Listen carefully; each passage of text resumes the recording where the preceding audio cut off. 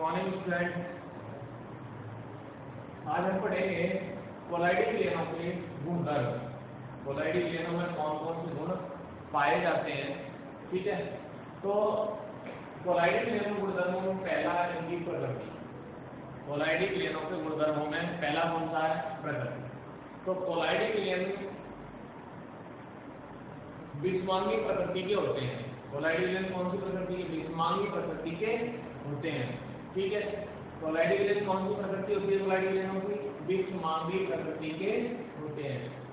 दूसरा स्थायित्व।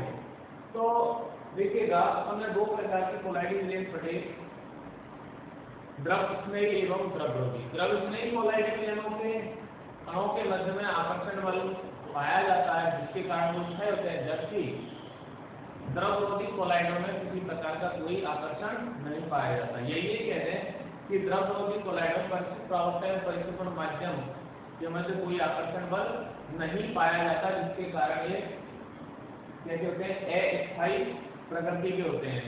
परिचित प्रावस्था के कणों का आकार बड़ा होने के कारण ये आसानी से निलंबित हो जाते हैं, जिसके कारण ये अस्थायी प्रकृति दर्शाते हैं, ठीक है।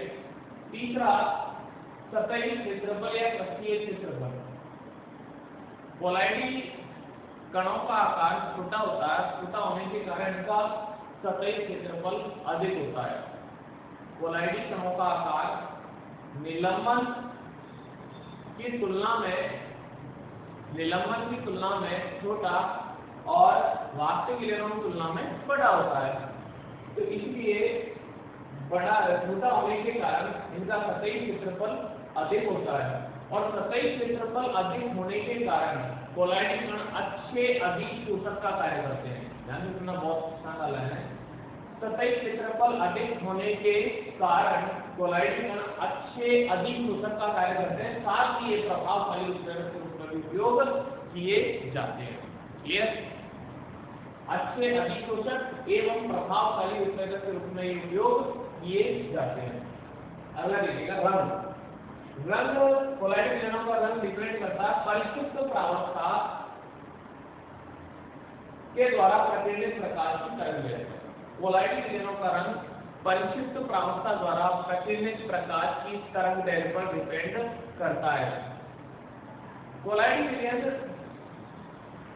जिस रंग की तरंगदैर्घ्य का प्रकीर्णन करेंगे, कोलाइडिक कण उसी रंग के दिखाई देते हैं, या कोलाइडिक विलयन वही रंग दर्शाते हैं जिस रंग का प्रकीर्णन करते हैं।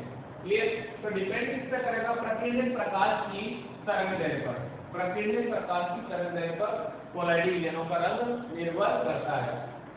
जिस रंग का प्रकीर्णन, जिस रंग की तरंगदैर्घ्य का प्रकीर्णन जितना ज्यादा करेंगे, कोलाइडिक विलयन उसी तरंगदैर्घ्य के रंग को दर्शाएंगे। ये अगला मोस्ट इंपोर्टेंट है ब्राउनी गति। ब्राउनी गति, और ब्राउनी गति रॉबर्ट ब्राउन ने इसके बारे में बताया था। उन्होंने देखा था कि जो पराग कण है वो पानी में टेढ़ी मेढ़ी एनिमेट आकार की गति कर रहे हैं। तो उसी से रॉबर्ट ब्राउन ने इस एनिमेट आकार की गति को क्या कहा? ब्राउनी गति का। कोलाइडिक विलयन में उपस्थित कोलाइडिक कणों की एनिमेट आकार की टेढ़ी मेढ़ी गति। ध्यान से सुनिएगा, ये डायग्राम है ब्राउनी गति का। ये कोलाइडिक कण है, कोलाइडिक कण, और कोलाइडिक विलयन में उपस्थित कोलाइडिक कणों की अनियमित आकार की टेढ़ी मेढ़ी जिगजैग। तो आप क्या लिख सकते हैं? जिगजैग। जिगजैग। कोलाइडिक विलयन में उपस्थित कोलाइडिक कणों की अनियमित आकार की टेढ़ी मेढ़ी गति क्या कहलाती है? ब्राउनी गति कहलाती है, ठीक है। ब्राउनी गति कहलाती है। ब्राउनी गति कोलाइडिक कणों के आकार और श्यानता पर निर्भर करती है। इस पर डिपेंड करती है, कोलाइडिक कणों के आकार और श्यानता पर निर्भर करती है। इसका मतलब क्या है कि कोलाइडिक कणों का आकार जितना छोटा होगा या श्यानता का मान जितना कम होगा, ध्यान से सुने, वापस सुने, ब्राउनी गति कोलाइडिक कणों के आकार और श्यानता पर निर्भर करती है।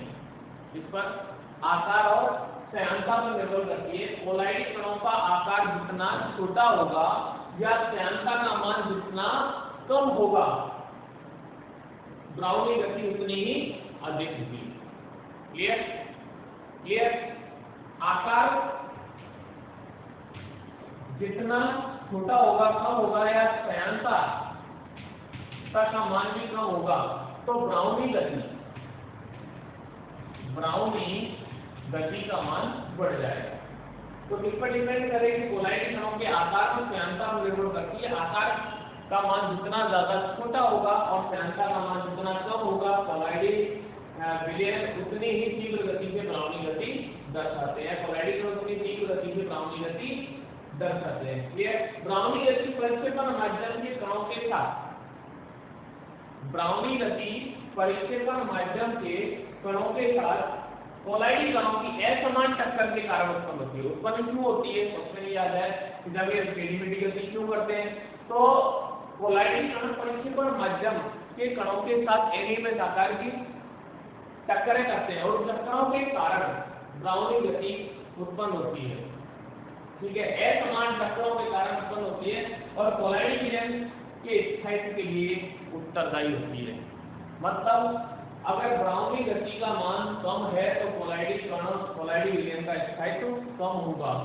कुल मिलाके जितना ज्यादा ब्राउनी गति होगी, टेढ़ी-मेढ़ी गति दर्शाएंगे कोलाइडी कण, उतना ही कोलाइडी विलयनों का स्थायित्व बढ़ेगा। तो कोलाइडी विलयनों के स्थायित्व के लिए जिम्मेदार कौन है? ब्राउनी गति। क्लियर? ठीक है। ताप का क्या प्रभाव पड़ेगा ब्राउनी गति पर? ताप बढ़ाने पर कोलाइडी कण की असमान टक्करें बढ़ेंगी और असमान टक्करें बढ़ने से ब्राउनी गति का मान बढ़ेगा। तो इसका मतलब क्या है कि ताप बढ़ने के साथ साथ ब्राउनी गति के मानों में वृद्धि होती है। ठीक है, क्लियर? तो ये क्या थी? ब्राउनी गति। इसमें आता है रॉबर्ट ब्राउन। क्लियर? अब देखिएगा एक और इंपॉर्टेंट टॉपिक है यहाँ पर, टिंडल प्रभाव। क्या है टॉपिक का नाम? टिंडल प्रभाव। बहुत इंपॉर्टेंट है, 2019 में पूछा भी गया है, 2019 में पूछा गया है टिंडल प्रभाव क्या है। अब देखिएगा टिंडल प्रभाव में है क्या? वैज्ञानिक टिंडल के नाम पर इसका नाम टिंडल प्रभाव पड़ा है। क्या टिंडल ने क्या किया कि एक वास्तविक विलयन लिया और एक कोलाइडी विलयन लिया। एक तो लिया कौन सा? वास्तविक विलयन, ध्यान से समझना, वास्तविक विलयन, और दूसरा लिया कोलाइडी विलयन।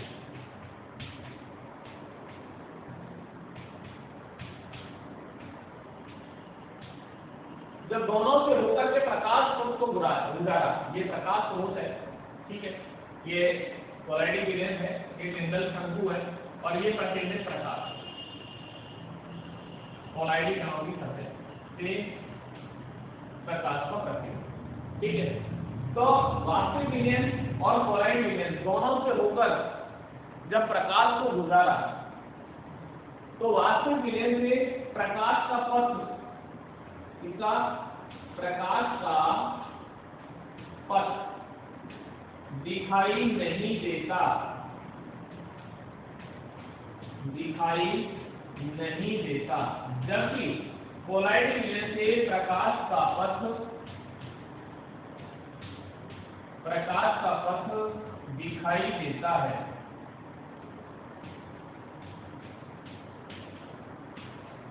ठीक है, क्या कहा?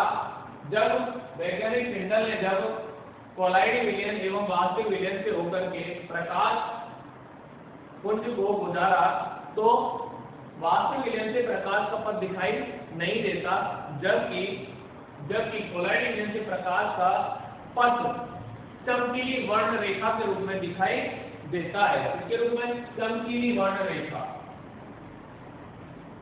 इसके रूप में चमकीली वर्ण रेखा के रूप में दिखाई देता है और इस घटना को ही टिंडल प्रभाव के नाम से जाना जाता है। इस घटना को ही टिंडल प्रभाव के नाम से जाना जाता है। अब ऐसा क्यों होता है? कि वास्तविक विलयन से प्रकाश का पथ दिखाई नहीं देता, जबकि कोलाइडिक विलयन से प्रकाश का पथ चमकीली वर्ण रेखा के रूप में दिखाई देता है। तो देखिए वास्तविक विलयन के कणों का आकार, वास्तविक विलयन के कणों का आकार छोटा होता है और छोटा होने के कारण उनकी सतह से प्रकाश का प्रतिबिंब नहीं हो पाता। ध्यान से सुनना, वापस सुना एक बार। वास्तविक विलयन के कणों का आकार छोटा होने के कारण उन कणों की सतह से प्रकाश का प्रतिबिंब नहीं हो पाता, जबकि कोलाइडिक कणों का आकार वास्तविक विलयन के कणों के आकार की तुलना में बड़ा होता है। तो वास्तविक विलयन कणों का आकार कितना होता है? लेस देन 1 mm से छोटा, 1 mm लेस देन 1 mm, जबकि कोलाइडिक विलयन कणों का आकार कितना होता है? 1 mm से 1000 mm। तो इनके कणों का आकार वास्तविक विलयन के कणों के आकार की तुलना में बड़ा होता है। बड़ा होने के कारण कोलाइडिक विलयन के कणों की सतह से प्रकाश का प्रतिबिंब हो जाता है, जिसके कारण प्रकाश का पथ दिखाई देता है। ये अब टिंडल प्रभाव दर्शाने के लिए क्या क्या शर्तें होनी चाहिए, टिंडल प्रभाव के लिए क्या क्या शर्तें होनी चाहिए, तो शर्तों में देखिएगा, परिक्षिप्त कणों का व्यास प्रयुक्त प्रकाश की तरंगदैर्घ्य से कम नहीं होना चाहिए। क्या बोला? परिक्षिप्त कणों का व्यास, परिक्षिप्त कणों का व्यास मतलब परिक्षिप्त प्रावता के कणों का व्यास, परिक्षिप्त प्रावता के कणों का व्यास प्रयुक्त प्रकाश की तरंगदैर्घ्य से कम नहीं होना चाहिए। दूसरी शर्त क्या है? परिक्षिप्त प्रावता एवं परिक्षेपण माध्यम के अपवर्तनांक में अधिक अंतर होना चाहिए। परिक्षिप्त प्रावता एवं परिक्षेपण माध्यम, परिक्षिप्त प्रावता एवं परिक्षेपण माध्यम के अपवर्तनांकों में अधिक अंतर होना चाहिए। क्लियर? और तीसरा, प्रकीर्णन प्रकाश की मात्रा, प्रकीर्णन की मात्रा तरंगदैर्घ्य की चतुर्थ घात के व्युत्क्रमानुपाती होनी चाहिए। तरंगदैर्घ्य की चतुर्थ घात के व्युत्क्रमानुपाती होनी चाहिए। इसका मतलब क्या है कि तरंगदैर्घ्य का मान जितना कम होगा, प्रकीर्णित प्रकाश की तरंगदैर्घ्य का मान जितना कम होगा, प्रकाश का प्रकीर्णन, कोलाइडिक कणों की सतह से प्रकाश का प्रकीर्णन उतना ही ज्यादा होता है, उतना ही अधिक होता है, जिसके कारण टिंडल प्रभाव उतना ही ज्यादा होगा। तो ये क्या है? ये टिंडल प्रभाव के लिए आवश्यक शर्तें, टिंडल प्रभाव दर्शाने के लिए आवश्यक शर्तें हैं। इसके अलावा देखिए कहाँ देखा जा सकता है टिंडल प्रभाव को, आप कहाँ देख सकते हैं? तो देखिए, जब सूर्य की किरणें किसी अंधेरे कमरे में ऊपर से रोशनदान से आती हैं, तो उन किरणों के पथ में धूल के कणों का दिखाई देना, धूल के कणों का दिखाई देना, ये आप सब इस एग्जांपल को आप तो अपने घरों में देख सकते हैं। जब सूर्य की किरणें किसी अंधेरे कमरे में प्रवेश करती हैं, किसी रोशनदान से होकर प्रवेश करती हैं, तो उन किरणों के पथ में धूल के कणों का उपस्थित होना टिंडल प्रभाव होता है। ठीक है? ये गुण। तो कोलाइडिक कणों पर आवेश क्यों उत्पन्न होता है, कौन कौन से विद्युतीय गुण दर्शाते हैं, क्यों दर्शाते हैं कोलाइडिक कण? तो देखिएगा, कोलाइडिक कणों के स्थायित्व का जो मुख्य कारण होता है वो परिक्षिप्त प्रावस्था के कणों पर पाए जाने वाला आवेश होता है। कौन सा? कोलाइडिक कणों की स्थायित्व का मुख्य कारण क्या है? परिक्षिप्त प्रावस्था के कणों पर पाए जाने वाला आवेश होता है। अब परिक्षिप्त प्रावस्था के कणों पर एक ही प्रकार का आवेश पाया जाता है, जैसे वो धनावेशित हो सकता है या ऋणावेशित हो सकता है। ठीक है? और एक ही प्रकार का आवेश होने के कारण वो एक दूसरे को प्रतिकर्षित करते हैं, जिसके कारण वो बड़े पुंज के रूप में एकत्रित नहीं हो पाते। अगर परिक्षेपण माध्यम के रूप में जल ले लें तो सॉल दो प्रकार के हो जाते हैं। एक तो होता है ऋण आवेशित सॉल, ऋण आवेशित सॉल, और दूसरा धन आवेशित सॉल, धन आवेशित सॉल। ठीक है? मतलब कोलाइडिक कणों पर दोनों ही प्रकार के आवेश उत्पन्न हो सकते हैं, या तो धनावेश होगा, लेकिन होगा एक समय में एक, या तो धनावेशित होगा या ऋण आवेशित होगा। ठीक है, या तो धन आवेशित होगा या ऋण आवेशित होगा। अब बात आती है कि कोलाइडी कणों पर आवेश उत्पन्न क्यों होता है, कोलाइडी कणों पर आवेश उत्पन्न क्यों होता है। तो कोलाइडी कणों पर आवेश उत्पन्न होने के लिए 3 कारण हैं। एक तो घर्षण विद्युतीकरण, कोलाइडी कणों पर आवेश उत्पन्न होने का कारण है, 3 कारण है। एक तो घर्षण विद्युतीकरण, कोलाइडी कण पर से प्रावस्था परिक्षेपण माध्यम के जो कण है वो आपस में एक दूसरे से घर्षण करते हैं, घर्षण करने के कारण आवेश उत्पन्न होता है। दूसरा पृष्ठीय अणुओं के विघटन के कारण, पृष्ठीय अणुओं के विघटन के कारण से मतलब ये है कि जो सतह पर पाए जाने वाले अणु है, जैसे अपन ये बात करें C17H35 COONA sodium stearate ion है।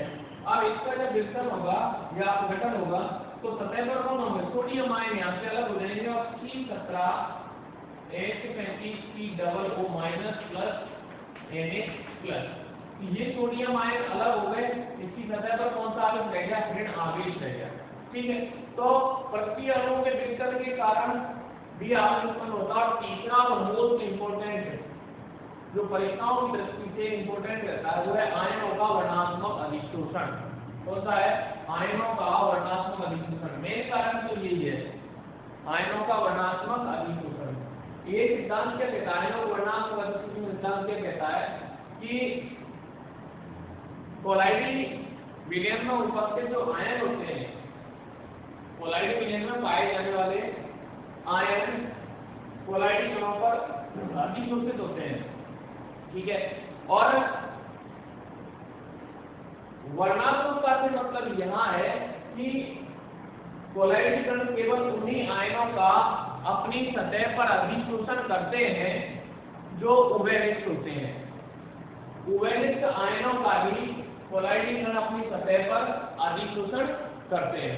क्लियर, उभयनिष्ठ मतलब दोनों आयन। जैसे आप देखें फेरिक क्लोराइड FeCl, ये एग्जांपल से समझ में आएगा। आयनों के वर्णात्मक अधिशोषण सिद्धांत के अनुसार क्या होता है कि कोलाइडी कणों पर क्या पाए जाते हैं, कोलाइडी विलयन में उपस्थित आयन पाए जाता है। आयन केवल उन्हीं आयनों का अधिशोषण करते हैं, कोलाइडी कण केवल उन्हीं आयनों का अधिशोषण करते हैं जो उभयनिष्ठ होते हैं। ठीक है, अब एग्जांपल देखो, जैसे FeCl3 का जब जल अपघटन करते हैं फेरिक क्लोराइड का जल अपघटन किया, फेरिक क्लोराइड, इसका जल अपघटन करेंगे तो फेरिक हाइड्रोक्साइड प्राप्त होगा, फेरिक हाइड्रोक्साइड का कोलाइडी विलयन प्राप्त होगा। अब FeCl3 का जब आप तोड़ेंगे अपघटन करेंगे तो क्या प्राप्त होगा आपको, Fe3+ आयन और 3Cl आयन। अब यहाँ आप देखें फेरिक हाइड्रोक्साइड में देखें क्या है, फेरिक हाइड्रोक्साइड में Fe+3 आयन है, FeOH का ऑक्साइड को तोड़ेंगे क्या होगा, Fe3+ 3OH minus, clear, 3OH minus होगा। तो यहाँ भी इसमें भी Fe3+ आयन है और FeCl3 का अपघटन किया, यहाँ भी Fe+3 आयन है। तो ये फेरिक हाइड्रोक्साइड उभयनिष्ठ हो गए अभी दोनों में, फेरिक हाइड्रोक्साइड के सॉल्व में Fe+3 आयन है और फेरिक क्लोराइड में भी Fe+3 आयन है। तो ये दोनों Fe+3 आयन क्या हो गए, उभयनिष्ठ आयन हो गए। अब इनका क्या करेंगे, अधिशोषण कर लेंगे। ठीक है, तो फेरिक हाइड्रोक्साइड के सॉल्व Fe+3 आयनों का अधिशोषण करके और कौन से सॉल्व में परिवर्तित हो जाएगा, धन आवेशित सॉल्व में परिवर्तित हो जाता है। क्लियर, कौन सा सॉल्व बनाएगा, धन आवेशित सॉल्व। तो आवेश कौन सा होगा, धन आवेश। क्यों होगा, धन आवेश क्यों होगा, क्योंकि फेरिक हाइड्रोक्साइड की सतह पर इस प्रकार के इस आवेशित आयनों का अधिशोषण हुआ है, धन आवेशित आयनों का। ठीक है, धन आवेशित आयनों का अधिशोषण होने के कारण कौन सा सॉल्व प्राप्त होगा, धन आवेशित सॉल्व प्राप्त होगा। अब यहाँ आप इसको और देखें, थोड़ा सा देखिएगा, FeOH का ऑक्साइड, ये कोलाइडी विलयन है और इसकी सतह पर क्या प्राप्त हो जाएंगे, Fe3+ आयन। ये इसी प्रकार से अधिशोषित होंगे Fe3+ आयन।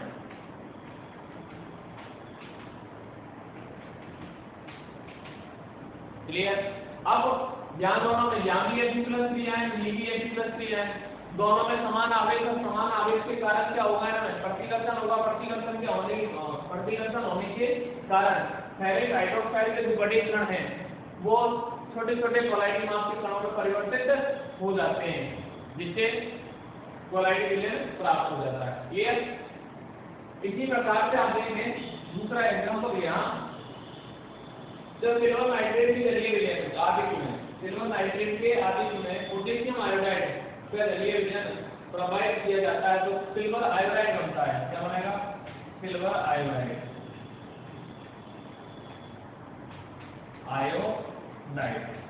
सिल्वर आयोडाइड होता है। इसी प्रकार से सिल्वर नाइट्रेट के विलयन में पोटेशियम आयोडाइड का अधिक लिया जाता है, तभी क्या बनता है? Silver iodide. अब सिल्वर आयोडाइड में आप क्या प्रभावित करें? सिल्वर नाइट्रेट और पोटेशियम आयोडाइड। क्लियर? अब यहाँ देखो, जब आप सिल्वर आयोडाइड के विलयन में सिल्वर नाइट्रेट प्रभावित करेंगे तो ओवेलेंस आयन कौन से? Ag। ओवेलेंस आयन कौन से? Ag है। तो Ag की सतह पर कौन से आयनों का? धन आवेशित आयनों का, सिल्वर आयनों का अधिशोषण होगा। तो यहाँ कौन सा सॉल्व प्राप्त हो जाएगा? धन आवेशित सॉल्व बनेगा, धनावेशित सॉल्व। ठीक है। अब यहाँ देखें नीचे इस वाली अभिक्रिया में देखें तो यहाँ पर ओवेलेंस आयन कौन से हैं? Iodide ion. तो सिल्वर आयोडाइड की सतह पर कौन से आयनों का अधिशोषण होगा? आयोडाइड आयनों का। तो कौन सा सॉल्व प्राप्त होगा? ऋण आवेशित सॉल्व प्राप्त होगा।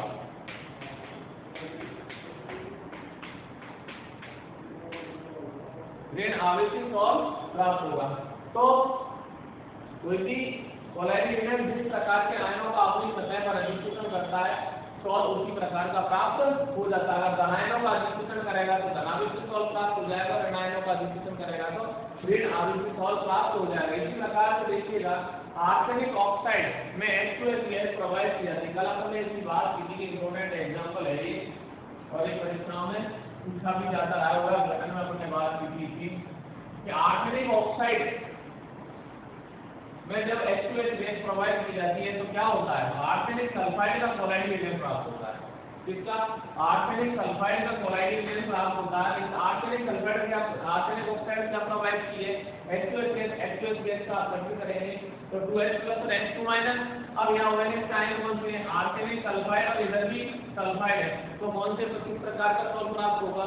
ऋण आवेशित सॉल्व प्राप्त होगा। ठीक है। ऐसे ही एल्यूमिनियम हाइड्रोक्साइड की बात करें, एल्यूमिनियम हाइड्रोक्साइड के सॉल्व की बात करें तो देखिएगा AlCl3+ इसका एल्यूमिनियम क्लोराइड का जल गठन करेंगे HOH। ठीक है। 3 HCl यहाँ से निकलेंगे, क्या बनेगा? AlOH का oxide plus 3 HCl, aluminium hydroxide हो गया। अब यहाँ क्या है? AlCl3 का अपघटन होगा तो Al3+ प्लस 3Cl-। क्लियर? अब देखें एल्यूमिनियम हाइड्रोक्साइड AlOH का ऑक्साइड प्लस इसका अधिशोषण करेगा अपनी सतह पर एल्यूमिनियम आयनों का Al3+ आयन होगा, Al3+ क्या आएगा? AlOH का ऑक्साइड और ये Al3+ कौन से आयनों का अधिशोषण किया? धन आवेशित आयनों का अधिशोषण किया। तो कौन सा सॉल्व प्राप्त होगा? धन आवेशित सॉल्व, धन आवेशित सॉल्व। क्लियर? तो आयनों का वर्णात्मक अधिशोषण सिद्धांत कहता है कि कोलाइडी विलयन से कोवेलेंट आयनों का अधिशोषण करते हैं। ठीक है। कोलाइडी विलयनों को धर्मों में अगला संदर्भ है वैद्युत कण संचलन, और इम्पोर्टेंट टॉपिक है, मोस्ट इम्पोर्टेंट टॉपिक है वैद्युत कण संचलन। वैद्युत कण संचलन होता क्या है? तो देखिएगा वैद्युत कण संचलन, विद्युत क्षेत्र की उपस्थिति में वैद्युत कण संचलन की डेफिनेशन क्या होती है? विद्युत क्षेत्र की उपस्थिति में कोलाइडी कणों का विपरीत आवेशित इलेक्ट्रॉनों की ओर गमन करना ही वैद्युत कण संचलन कहलाता है। विद्युत क्षेत्र की उपस्थिति में कोलाइडी कणों का विपरीत आवेशित इलेक्ट्रॉनों की ओर गमन करना ही क्या कहलाता है? वैद्युत कण संचलन कहलाता है। यदि कोलाइडी कण एनोड की ओर गमन करते हैं तो उसे ऋण कण संचलन कहते हैं, और अगर कैथोड की ओर गमन करते हैं तो उसे धन कण संचलन कहा जाता है।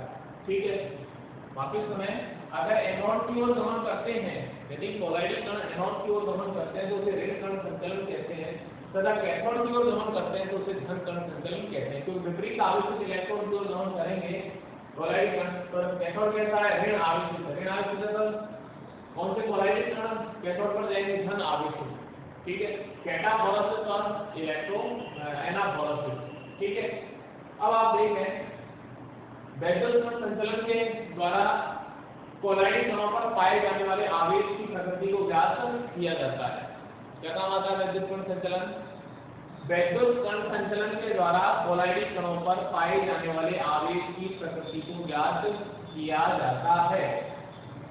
देखिए जैसे ये आर्सेनिक सल्फाइड का कोलाइडिक विलयन है, यहाँ से ये जल है, इतना जल भरा हुआ है, ये जल भरा हुआ है, ये वाला जो भाग है, प्रारंभिक स्थिति की बात करें अपन, जो आकार की कांच की नली में हमने क्या बन लिया, आर्सेनिक सल्फाइड का ऋण आवेशित सॉल्ट। आर्सेनिक सल्फाइड का कैसा होता है, अभी तुमने अभी की लिए देखी थी, तो कैसा है ऋण आवेशित सॉल्ट है।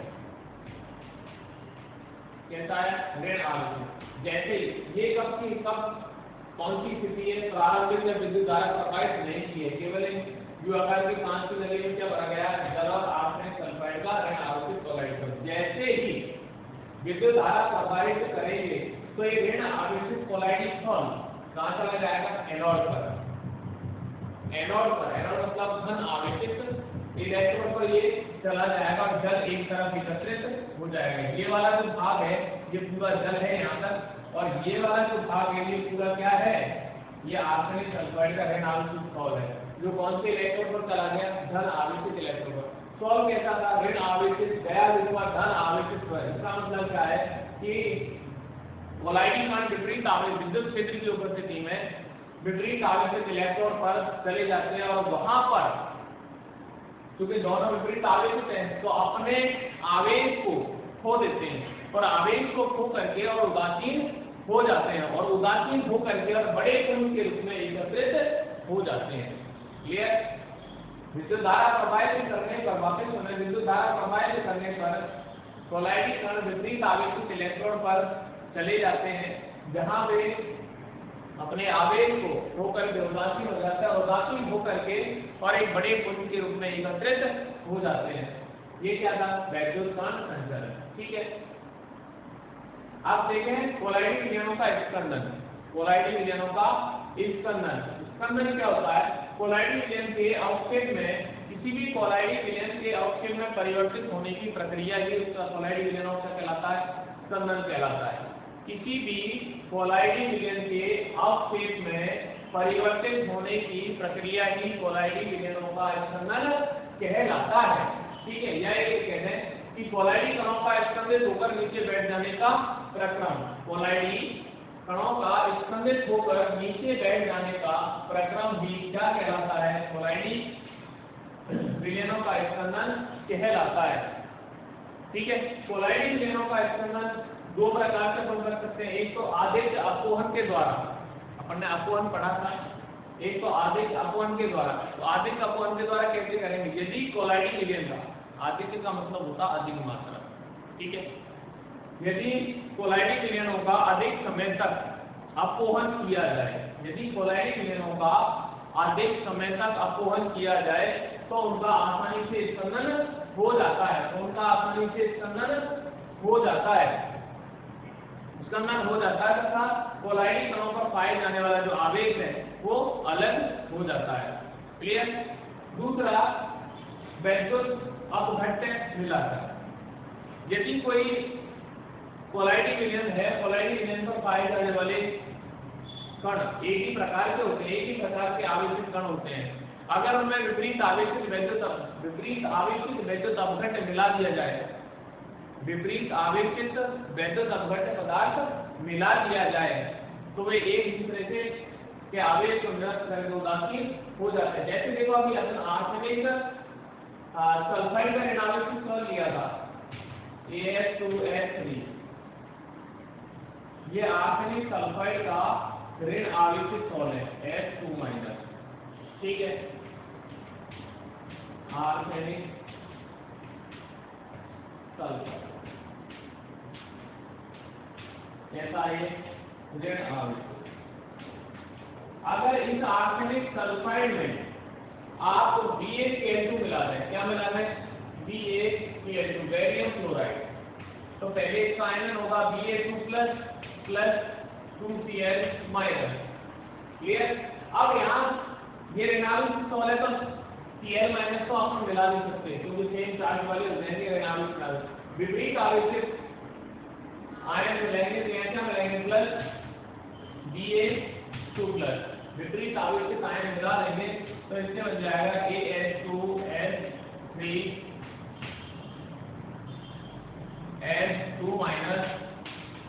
और Ba2+, क्लियर। ये आपको एक उदासीन, ये 2- और 2+, इससे क्या होंगे, उदासीन हो जाएगा, उदासीन करना दीजिए और उदासीन हो जाएंगे और उदासीन होकर के और एक पुंज के रूप में ये नीचे बैठ जाएंगे, अर्थात इनका स्कंदन आसानी से हो जाएगा, ठीक है। तो दो प्रकार से आप क्या कर सकते हैं, इसमें कोलाइडिक कणों का स्कंदन कर सकते हैं, तो आदेश अपवर्तन के द्वारा नहीं, वैद्युत अपघट्ट मिला करके, क्लियर, ठीक है। अब यहाँ एक बहुत बढ़िया नियम पढ़ेंगे अपन, हार्डी-क्रुज्जे का नियम, ठीक है, हार्डी-क्रुज्जे का नियम, देखिए बहुत इंपॉर्टेंट नियम है और ये पूछा जाता रहा है, ये भी इंपॉर्टेंट है, ठीक है। हार्डी-क्रुज्जे का नियम क्या कहता है, किसी भी कोलाइड की मात्रा को, किसी भी कोलाइड की मात्रा को स्कंदित करने वाले वैद्युत अपघट्ट की मात्रा, किसी भी कोलाइड की मात्रा को स्कंदित करने वाले वैद्युत अपघट्ट की मात्रा कोलाइडी कणों के विपरीत आवेशित आयनों की संयोजकता पर निर्भर करती है, कोलाइडी कणों के विपरीत आवेशित आयनों की संयोजकता पर निर्भर करती है। इसका मतलब क्या है कि विपरीत आवेशित आयनों की संयोजकता जितनी ज्यादा होगी, विपरीत आवेशित आयनों की संयोजकता जितनी ज्यादा होगी, उसकी स्कंदित करने की क्षमता उतनी ही अधिक होगी, कि कोलाइडी कणों को स्कंदित करने की क्षमता उतनी ही अधिक होगी। तो संयोजकता बढ़ने के साथ साथ स्कंदित करने की क्षमता के मान में बढ़ती होती है, जैसे कि धनावेशित कोलाइडी कणों के प्रति ऋण आवेशित आयनों का स्कंदन, ठीक है। तो यहाँ FeCN का ऑक्सीडेट 4- क्या है, 4-, फास्फेट आयन 3-, सल्फेट आयन 2- और यहाँ Cl-, तो यहाँ -1, -2, -3, तो सबसे ज्यादा स्कंदन क्षमता, स्कंदन करने की क्षमता किसकी होगी, FeCN और 50, ये धनावेशित कणों, कोलाइडिक कणों को सबसे ज्यादा मात्रा में स्कंदित कराएगा क्योंकि इसकी संयोजकता का मान सबसे ज्यादा है, ठीक है। ऐसे ही ऋण आवेशित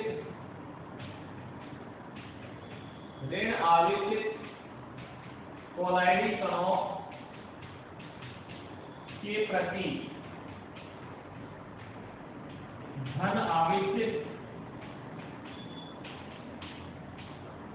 आयनों का स्कंदन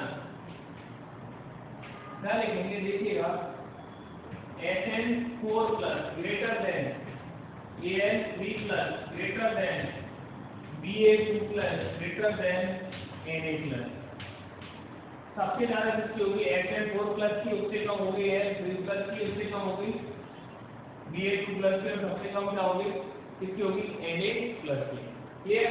तो एक छोटा सा नहीं, एक इंपॉर्टेंट है, क्या कहता है, किसी भी कोलाइड की मात्रा और स्कंदित करने वाले वैद्युत अपघट्ट की मात्रा कोलाइडी कणों के विपरीत आवेशित आयनों की संयोजकता पर निर्भर करती है।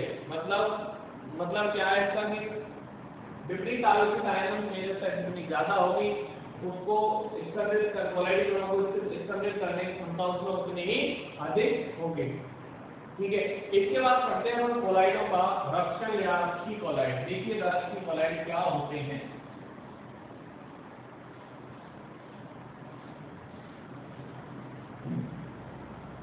अगला टॉपिक पढ़ेंगे रक्षी कोलाइड या कोलाइडों का रक्षण, कोलाइडों का रक्षण, ठीक है, कोलाइडों का रक्षण, रस्सी कोलाइड या कोलाइडों का रक्षण। तो कोलाइडर सम्मेलन लिखे थे, एक तो होता है द्रव स्नेही, द्रव स्नेही कोलाइड, और दूसरा होता है द्रव विरोधी। ध्यान से सुनना, बहुत ये भी इंपॉर्टेंट है, पूछा जाता रहा है, द्रव विरोधी या द्रव विरोधी। ये स्थायी होता है और ये अस्थायी होता है।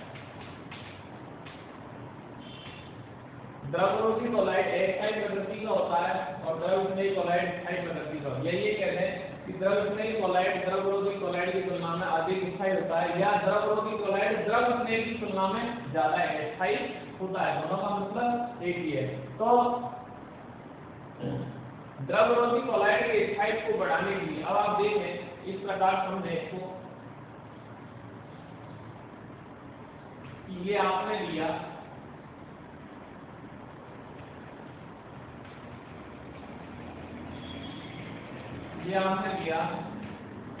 द्रव विरोधी कोलाइड, क्लियर, द्रव विरोधी कोलाइड। अब इसमें द्रव विरोधी कोलाइड में अस्थायी प्रवृत्ति है, इसके स्थायित्व को बढ़ाने के लिए क्या करेंगे कि इसमें द्रव स्नेही कोलाइड मिला दें। इसमें क्या मिला दिया? द्रव स्नेही कोलाइड, द्रव स्नेही कोलाइड मिला। जब द्रव स्नेही कोलाइड मिलाते हैं तो ये द्रव स्नेही कोलाइड इस द्रव विरोधी कोलाइड के चारों ओर,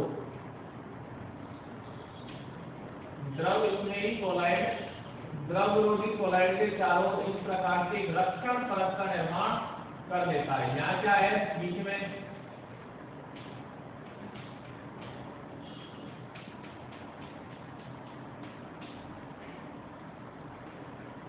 ये जो परत बनी है ये किसकी है?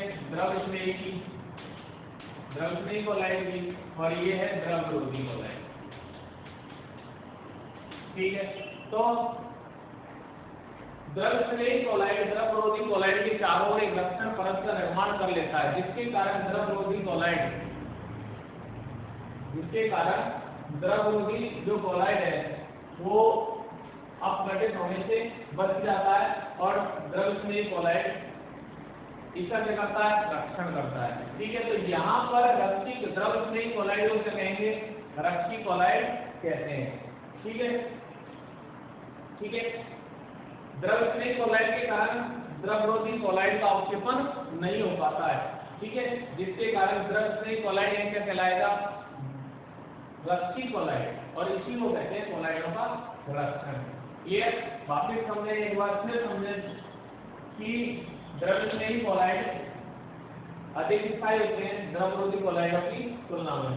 तो द्रव विरोधी कोलाइडों में द्रव विरोधी कोलाइडों में द्रव स्नेही कोलाइड मिलाया जाता है, तो द्रव स्नेही कोलाइड द्रव विरोधी कोलाइड के चारों ओर एक रक्षण परत का निर्माण कर लेता है, जिसके कारण द्रव विरोधी कोलाइड अवक्षेपित नहीं हो पाते।